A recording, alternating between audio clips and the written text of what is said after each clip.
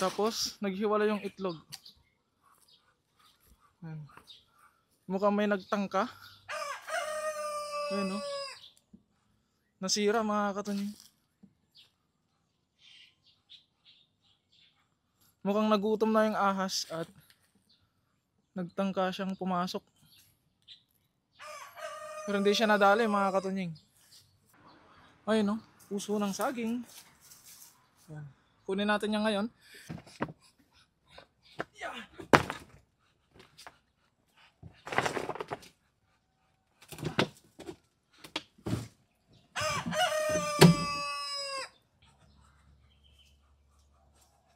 Pero hindi sila magagawa.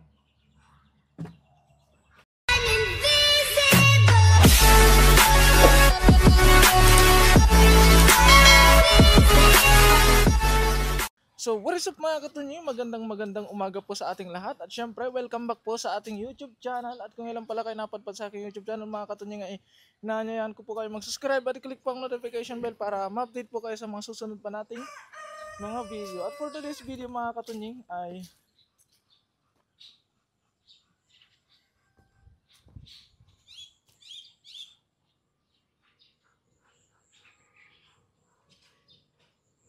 nasira yung ano natin doon mga katunying, yung ating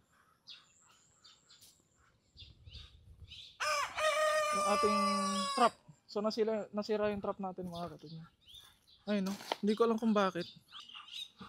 Tapos naghiwala yung itlog. Ayan.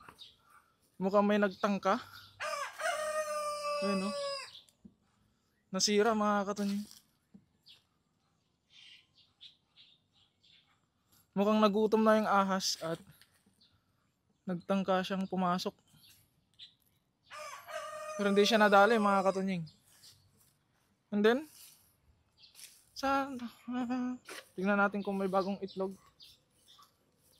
At ayusin natin yung trap natin doon mga katunying. Dito na yung itlog yung mga ano natin. Hindi natapos yung intro natin. Nakita ko kasi yung ano natin mga katunying, trap na ano eh. Yung trap natin ay natumba.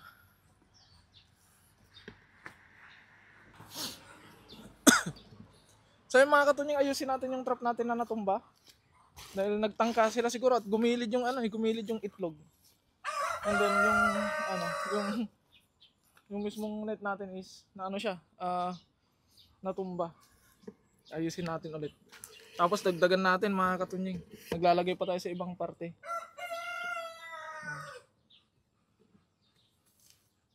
Ayusin natin. Siguro na ano na din siya. Tag dito. Siguro nagutom na din siya gawa ng siyempre mga katunying. Isang linggo na din yung lumipas. Tapos isang linggo na. Yung lumipas mula nung kinain yung 5 itlog.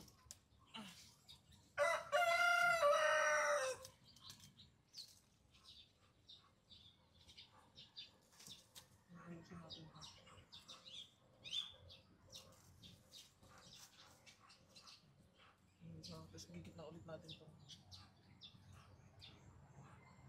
Itlog.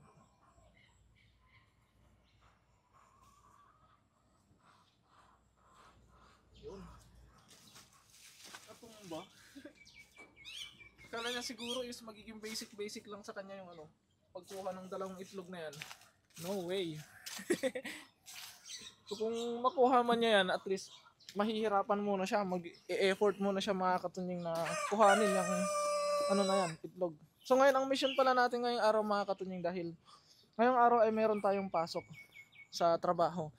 Kaya ang gagawin natin is tatambakan natin ng lupa to para kung sa ganun ay malagay na natin yung itlogan nila. Hindi natin alam kung saan nangiitlog yung mga pato natin. Iikot lang tayo kung saan. And then maglalagay pa tayo ng trap doon sa part na yun mga katunying. Yung doon sa part na doon. Maglalagay ulit tayo ng itlog doon mga katunying. Pero ang gagamitin nating net is yung bago. Kasi wala na tayong lupa mga katunying. So yung gagamitin natin Ito yung gagamitin natin na net mga katunying bago. Pero huwag nating sisirain, basta iikot lang natin.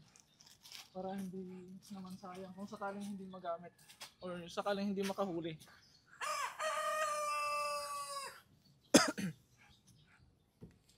Kaya sa ngayon mga katunying ay atin nang tatambakan. Sisimulan na natin ang pagtambak para mamaya ay bago tayo pumasok ay papakainin natin tong ating mga alaga.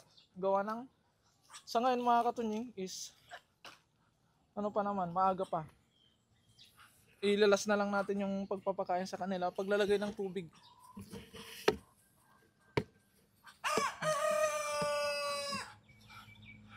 Mas ang problema natin mga katunying, siguro hiramin natin yung kulungan ni Kuya Ariel doon na medyo mataas. Tapos ilalagay natin yung mga manok natin doon sa kulungan na yon dahil kapag dito mga katunying, nilagay natin dito sa lapag yung pagkain ng mga manok natin is uubusin ng pato yung feeds. Sayang mga katunying yung kung maubos agad.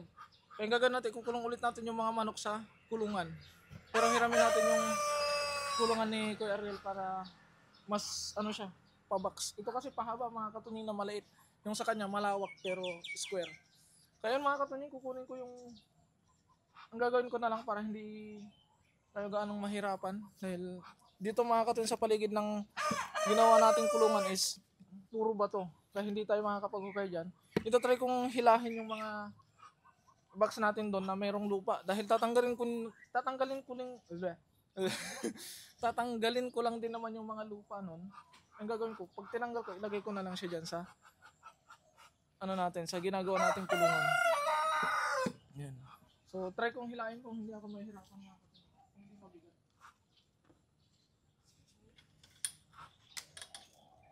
Yung pinto natin.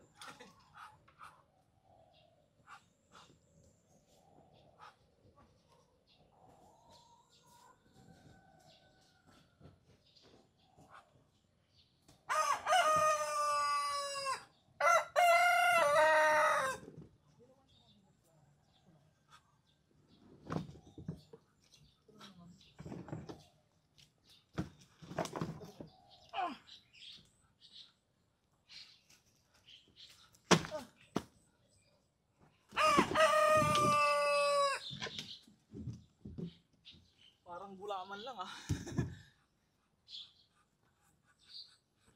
Ano siya yung pala? Kailangan natin gulaman. Masapinan lang natin masapinan lang natin tong bato para kapag ka nangitlog sila, hindi matigas yung pag-iitlogan nila. Mas lalagyan natin ng dahon-dahon.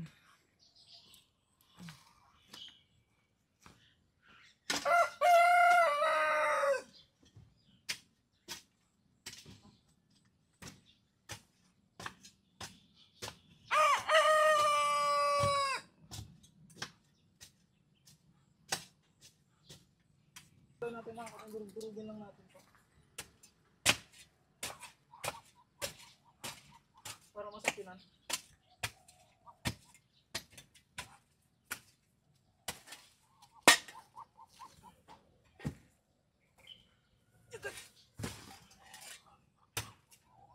Kasi kapag purong bato agad to mga katunying ay kawawa yung itlog. Bali dalawa yung ilalagay yung itlogan mga katunying.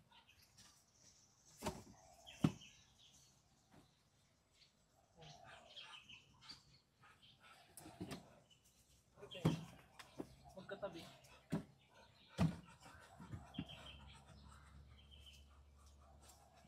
Pero hindi sila magagawan.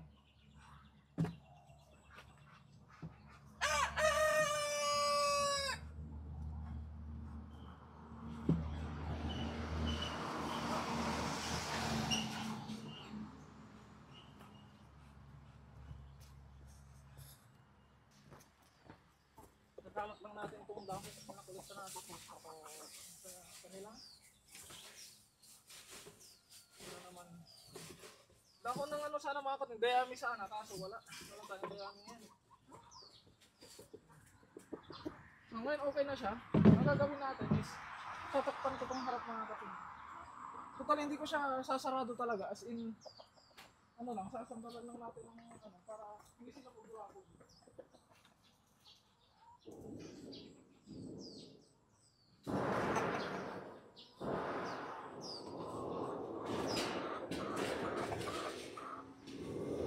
Ganyan lang.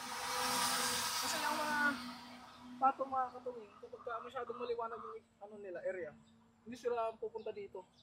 Kailangan yung medyo tago. Yan. Medyo tago mga katuwing. Bali dito lang sila dadaan sa Gedli. Diyan lang sila dadaan sa part na yan. Then nandun yung kanilang itlugan.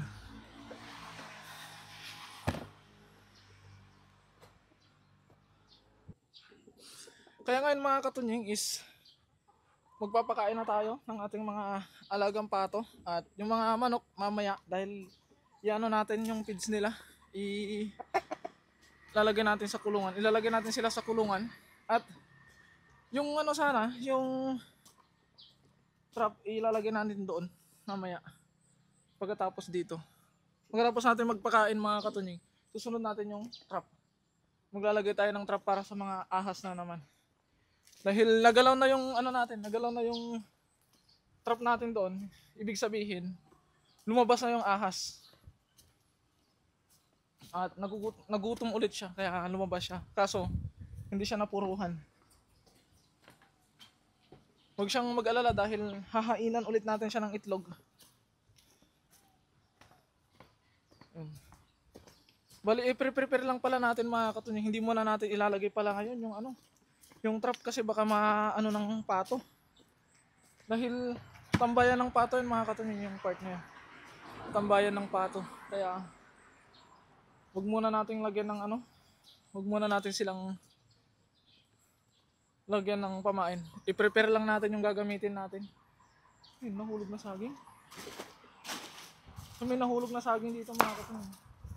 Ayun. Kunin natin. Yun, oh. Nahulog na saging. And then, meron tayo ditong puso ng saging ulit. Pwede nang harvestin. Kunin na natin ito mga katunying. Ayun, oh. Puso ng saging. Yan. Kunin natin yan ngayon. And then, ito yung ano mga katunying, trap natin. So, nung nakaraan, lalagyan ko sana ng net yan kasi sobrang dami ng lamok. Kaya hindi ko na nalagyan. Yun lang yung nalagyan ko. Pero lalagyan din natin to ngayon. Ay, mamayang hapon pala. O hindi ngayong araw, hindi ngayong umaga mga katunying. Mamayang hapon kasi kapag nilagyan natin ng net yan, pag nasagasa, pag bunggo ng ano natin, pato natin, wala na. Yung pato natin ang mahuhuli. Success. Success mga katunying dahil nakita ko yung pato. Nandun na siya, oh. Ayun, oh. Hindi ko alam kung kita sa camera. Pero nandun na siya sa loob. Nandun na siya sa loob ng ano, yan. Inaayos niya na yung higaan. So mga katunying, hindi ko alam kung saan ko ilalagay yung ano, yung ating trap, ay yung ating net. Kung doon ba sa itlugan na ginawa natin or doon sa trap na ginawa natin. Dahil yung inahin nga is nandun na sa itlugan. Pag nag-stay siya doon mga katunying is ilalagay natin doon yung net para pang protection sa itlog. Pero kapag hindi siya nag-stay doon mga katunying is ilalagay natin sa trap. Dahil syempre kung walang itlog doon mga katunying, hindi siya doon lang itlog. Is wala tayong poprotektahan doon. Kaya titingnan natin, obserbahan natin.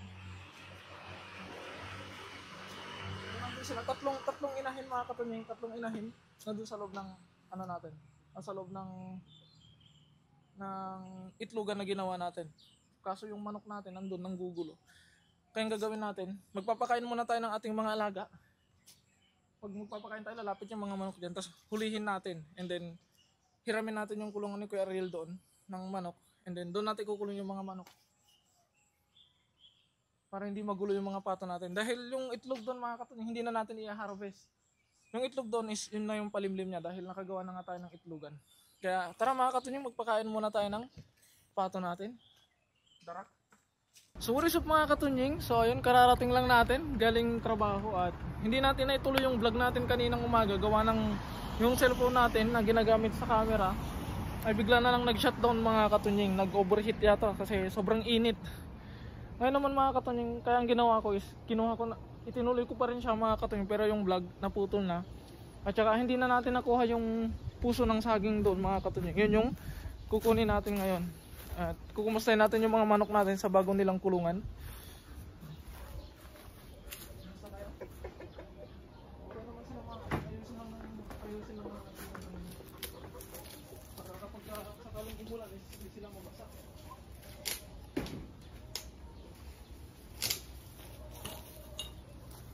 Then kumustahin natin yung mga nangingitlog na itong mga katunying kung meron silang itlog. Kailangan kasi natin i-monitor yung itlog kung meron o wala, para bukas pagka tingnan natin, alam natin kung nadagdagan or nabawasan. Kaya tara mga katunying. Medyo wala kasi yung ano natin, yung ginagamit natin na pang 0.5 mga katunying, kaya masyadong tutok ang laki ng mukha natin sa camera. 2, 4, 2, 4, 6, 8. So, tingnan nyo yung mga katunying yung kanilang pagkain. So hindi nila kinakain, pero bukas ubos yan. Kaya minsan mga katunying hindi na tayo naglalagay ng pagkain nila sa hapon. So i-check lang natin yung kanilang itlog.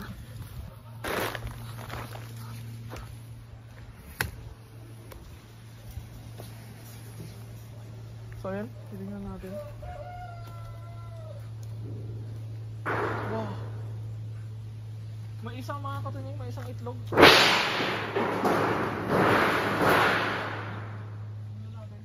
Kung isa lang ba talaga? Titignan ko lang, di ko kukunin ha.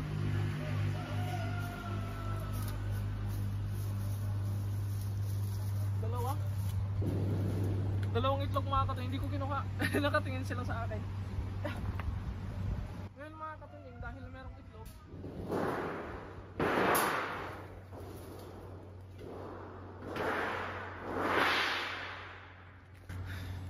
at dahil merong itlog mga katunying, ang gagawin natin, yung net na dapat sana sa trap natin ay gagamitin natin dito. Bago tayo umalis ay kailangan ko munang lagyan ito mga katunying.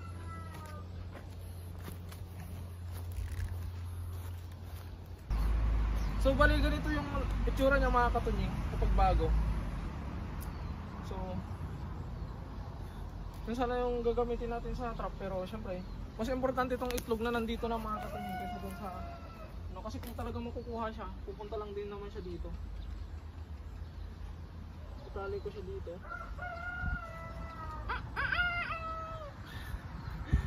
Halos di na marinig yung tilapia, gawa nang nandun sila sa likod.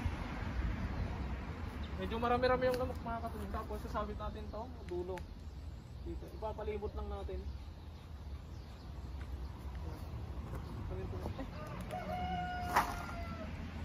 Protection sa itlog. Bali tatanungin natin kung saan nakakabili ng ganito mga katunying, dahil bigay lang to sa akin. Bibilisan natin dahil maraming lamok. Napakadaming lamok. Takot lang natin sa trabaho, nakasapatos pa tayo. Saka nakapurma pa oh. Tapang days. Tapos indiretso na agad talaga tayo dito. So ipapalibot ko lang to,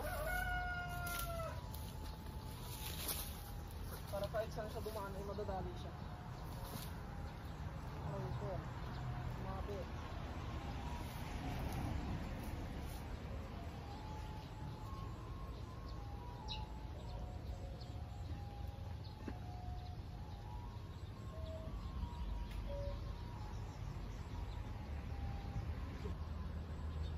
Ayos lang natin yung sa paligid mga katunying.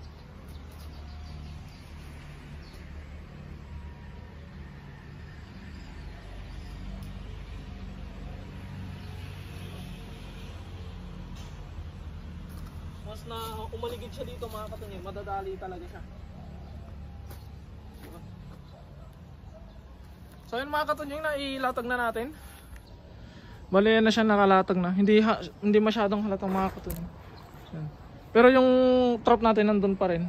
Kaya tara mga katunying, kukunin na natin yung puso ng saging na nandito para gulayin naman natin. Meron na naman tayong ulam bago tayong magbihis. Ano? Ulalam.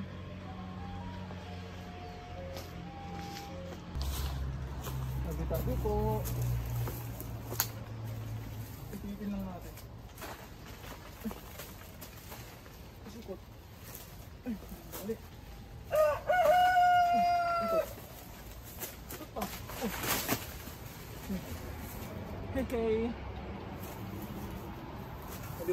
tayo.